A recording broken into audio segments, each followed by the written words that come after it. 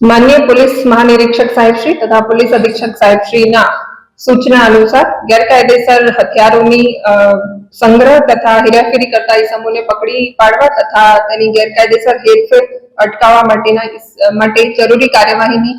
કરવા માટેની સૂચના અનુસાર ટીમ એસઓજીના પીએસઆઈ બીકે ગોહિલ ને મળેલી ચોક્કસ બાતમી આધારે ગોધરા એસઓજી ટીમ તથા બી ડિવિઝનના પોલીસ સ્ટાફે બી ડિવિઝન પોલીસ સ્ટેશન વિસ્તારમાં આવેલા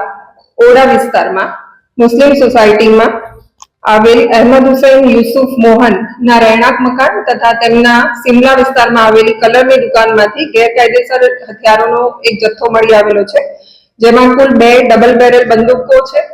અને 4 જીવતા કારતૂસ 11 ખાલી કારતૂસ મળી આવેલા છે। આ ઉપરાંત 6 એરગન તથા 6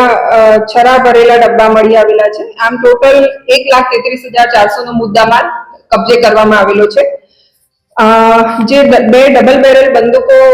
નો ઉલ્લેખ કરવામાં આવેલો છે એ બાબતે ચોરીની એક તપાસ બી ડિવિઝન પોલીસ સ્ટેશન ખાતે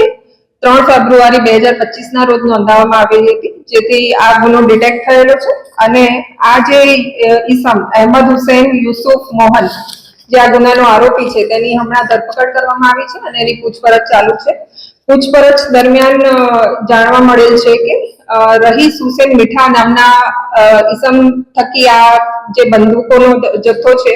એ પ્રાપ્ત થયેલો હતો અને આ જે વોન્ટેડ આરોપી છે એની શોધખોળ ચાલુ છે।